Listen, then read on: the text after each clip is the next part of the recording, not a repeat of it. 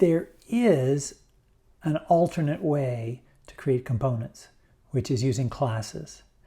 The sort of more modern way involves us using components, and these use functions are actually called hooks.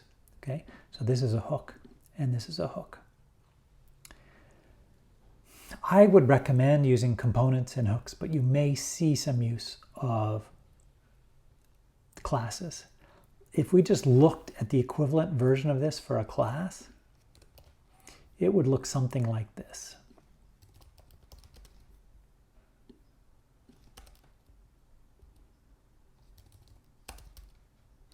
So it extends component,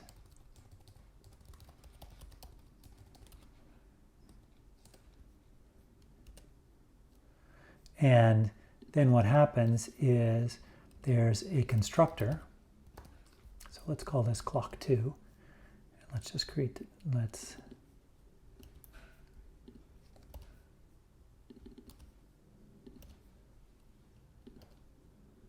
call these each clock2. Okay, so we'll see how this works. So clock2 is going to have a constructor, and the constructor takes props, and we call super props. And then we set any state we want.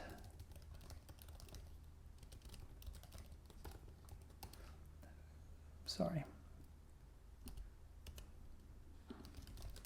So the state is an object, which is a object where we have key value pairs. Okay. And so then we have a render function.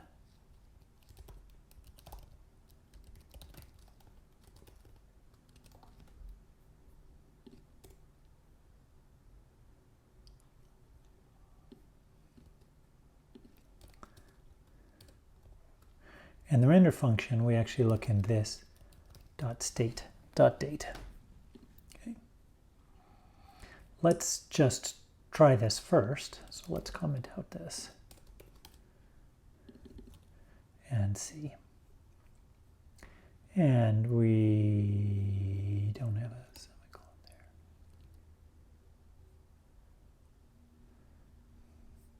Expecting new line or semicolon.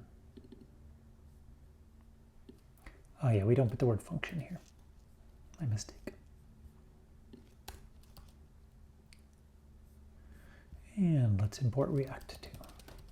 Okay. All right, so this will probably work. Let's look.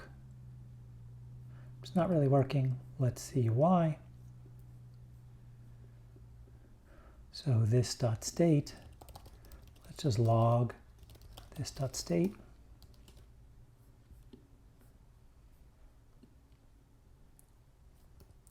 That's not what I want. I want to look at the JavaScript console. And we see here the state. So the state part is correct here.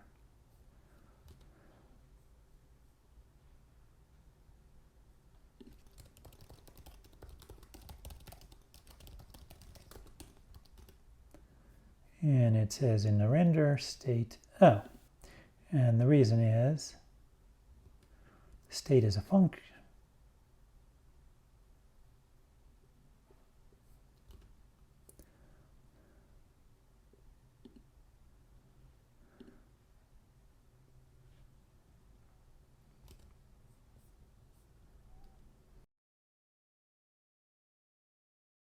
We want the key to be date.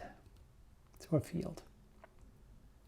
And now we are correctly doing this, except this is not updating, right? The new clocks down below are not updating, so let's update those.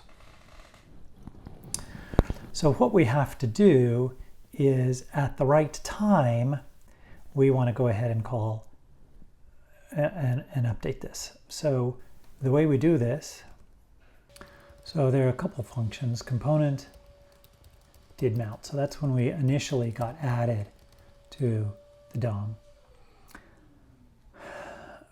Or rather, added to the JSX hierarchy that's eventually going to be in the DOM.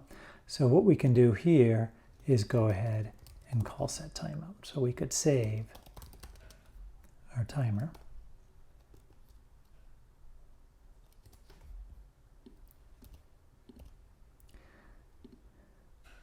So our function is going to call setDate.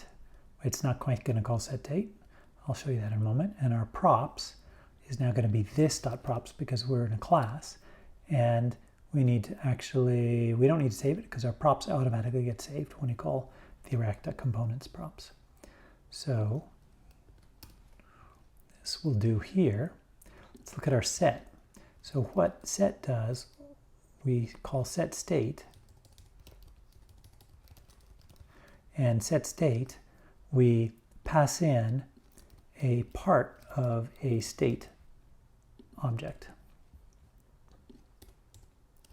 So if we pass this in,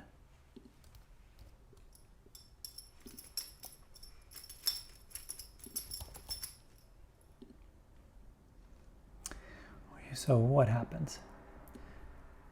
This is part of the state object because the state object could have many more different fields in it.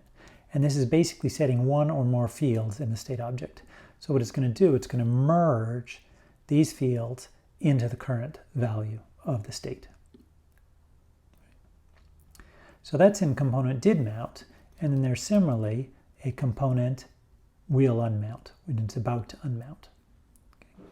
And here what we would do is clear the timeout. Okay. But there's one more too, which is the component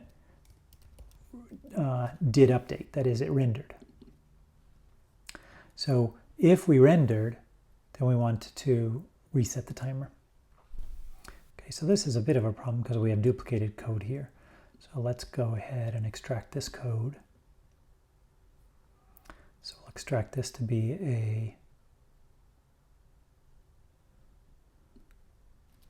let's say a method in clock2, and we will call this set timer. So in here, we'll also call set timer. So let's take a look at this. So we save this.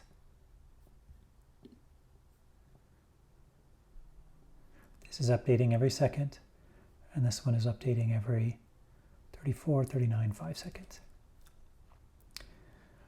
That seems kind of crazy. We are basically setting a timer over and over and over again. Isn't there any way you can just set a timer to go off every 5 seconds? And there is. Let's go ahead and modify the class to do that. So what happens is instead of calling set timeout, we're going to set interval. And set interval basically keeps calling over and over based on this update frequency. And then if we do that, we don't need to reset the interval on an update because it's going to be there forever, right? When the component mounts, we're going to do this, in fact, now set timer, we no longer want it to be a separate method because we're not reusing it. Let's just put it in line. Okay. So basically, we'll clear the interval on this timer. So once we mount, we've got our interval going, and we're going to just, it's going to keep calling this function over and over and over again, and we'll call setState. And then when we're unmounted, we'll call clear interval.